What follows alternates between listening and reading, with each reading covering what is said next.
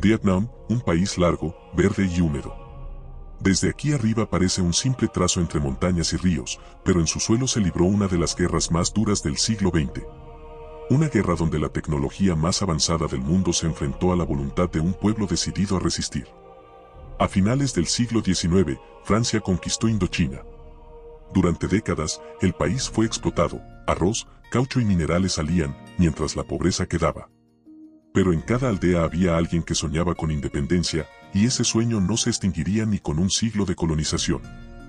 Ho Chi Minh, hijo de campesinos, viajó por el mundo, aprendió de revoluciones y fundó el Viet Minh en 1941. Su meta era clara, expulsar a los invasores, primero los japoneses, luego los franceses. Y lo logró. En 1954, tras la victoria de Dien Bien Phu, Vietnam fue libre por primera vez en casi 100 años. El país fue partido en dos: al norte, la República Democrática de Vietnam, liderada por Ho Chi Minh; al sur, la República de Vietnam, apoyada por Estados Unidos. Ambos prometían reunificación, pero el miedo al comunismo y los intereses políticos convirtieron la esperanza en guerra. En 1964, el incidente del Golfo de Tonkin sirvió como justificación para que Washington interviniera directamente. Creyeron que sería una guerra corta, pero no comprendieron lo que enfrentaban: no un ejército, sino una red de combatientes invisibles, decididos y enraizados en cada rincón de su tierra. El Viet Cong, o Frente Nacional de Liberación del Sur, fue el alma de la resistencia. No tenían uniformes, ni bases fijas, ni armas sofisticadas. Se movían bajo tierra, en túneles que cruzaban kilómetros, dormitorios, hospitales, cocinas, todo oculto bajo el suelo. Usaban trampas hechas con bambú, minas caseras y un conocimiento del terreno que los hacía casi invisibles. Su fuerza era la paciencia y la resiliencia. La jungla vietnamita era un enemigo silencioso.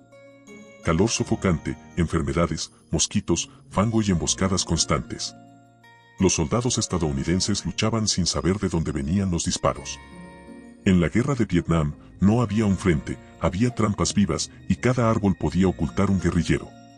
Entre 1965 y 1973, Estados Unidos lanzó más de 7 millones de toneladas de bombas sobre Vietnam, Laos y Camboya.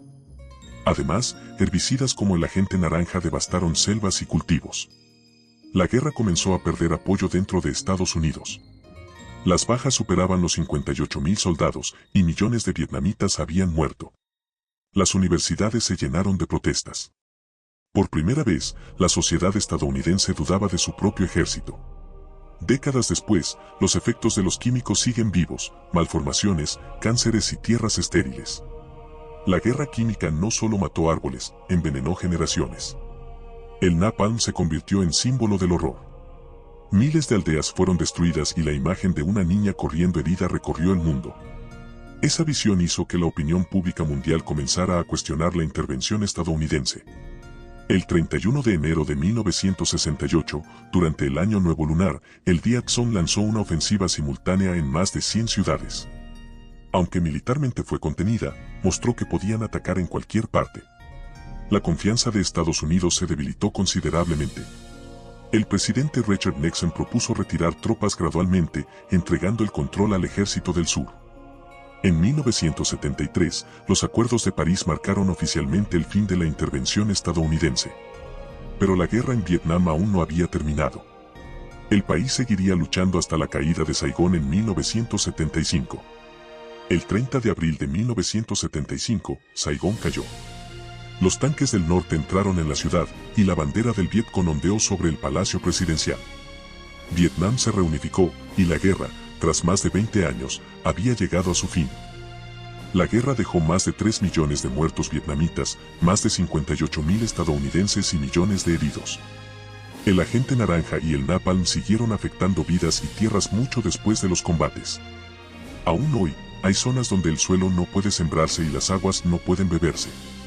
Hoy, Vietnam es una nación en crecimiento, con más de 100 millones de habitantes y una economía que resurge.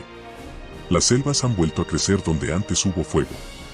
En los campos donde una vez cayeron bombas, ahora se cultiva arroz. La guerra de Vietnam transformó al mundo. Estados Unidos revisó su papel como potencia global y la opinión pública ganó poder.